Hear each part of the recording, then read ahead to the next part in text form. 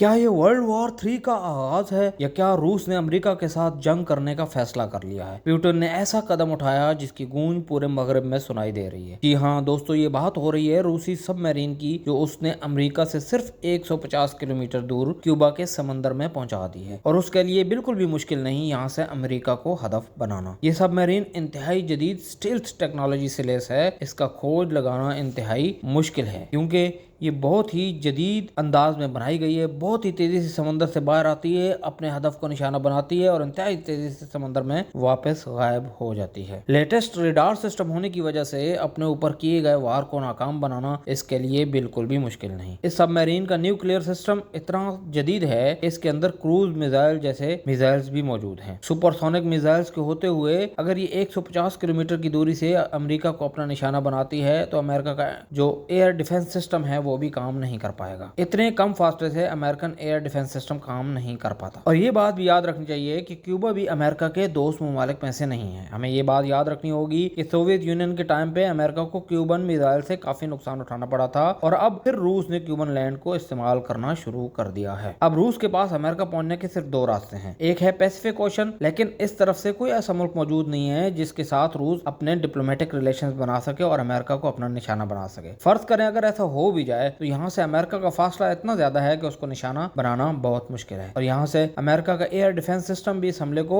नाकाम बनाने में अहम किरदार अदा कर सकता है, बल्कि नाकाम बना सकता है। जबकि दूसरी जानब है अटलांटिक ओशन, जहाँ से रूस का आसानी से अमेरिका को हदफ बनाना मुमकिन है क्योंकि यहाँ से सिर्फ 150 किलोमीटर की दूरी पर है अमेरिका और इतने कम फासले पर अमेरिकन एयर डिफेंस सिस्टम कारआमद नहीं होगा। एक वक्त था जब अमेरिका ने सोवियत यूनियन को तोड़ डाला था और रूस बिल्कुल अकेला रह गया था। अमेरिका ने उन तमाम मुल्कों को जो सोवियत यूनियन से अलग हो रहे थे अपने साथ मिलाकर नेटो में शामिल कर लिया था, लेकिन जब ये यूक्रेन तक पहुंचा तो रूस को महसूस हुआ कि अब खतरा बिल्कुल सर पर है और अमेरिका किसी भी वक्त उसे अंडर प्रेशर कर सकता है। इसी खतरे के पेश नजर रूस ने यूक्रेन में कार्रवाइयां शुरू कर दी और साथ ही अपनी खतरनाक आबदोज क्यूबा के करीब समंदर में नस्ब कर दी। ये खबर इतनी इंपॉर्टेंट है कि हर वो वेबसाइट जो इंटरनेशनल अफेयर्स को कवर करती है इसको शो कर रही है। लेकिन सवाल यह है कि व्लादिमीर पुतिन को क्या सूझी कि डायरेक्ट सबमरीन ही अमेरिका के करीब पहुंचा दी, वो भी न्यूक्लियर मिसाइल से लैस। आखिर ऐसा क्या हुआ यूक्रेन वार में? दोस्तों, पहले तो मगरबी ममालिक जैसे यूके, फ्रांस, जर्मनी और अमेरिका यूक्रेन की सिर्फ माली इमदाद कर रहे थे ताकि वो रूस के खिलाफ जंग में अपनी इकोनॉमी को सपोर्ट कर सके। लेकिन अब जबकि जंग एक फैसला कुन मरहले में पहुंच गई है और यूक्रेन को लग रहा है कि वो हार जाएगा, इन ममालिक ने जंगी सामान और हथियारों की सप्लाई शुरू कर दी है, वो भी इंतहाई जदीद। न सिर्फ ये बल्कि यहाँ तक कह दिया है कि इन हथियारों को खुलेआम रूस के खिलाफ इस्तेमाल करो, हमें कोई दिक्कत नहीं। ये एक तरह का खुला ऐलान जंग ही तो है रूस के खिलाफ इन ममालिक का। और अब जबकि जंग तकरीबन थम चुकी थी और रूस की तरफ से कोई कार्रवाई नहीं की जा रही थी,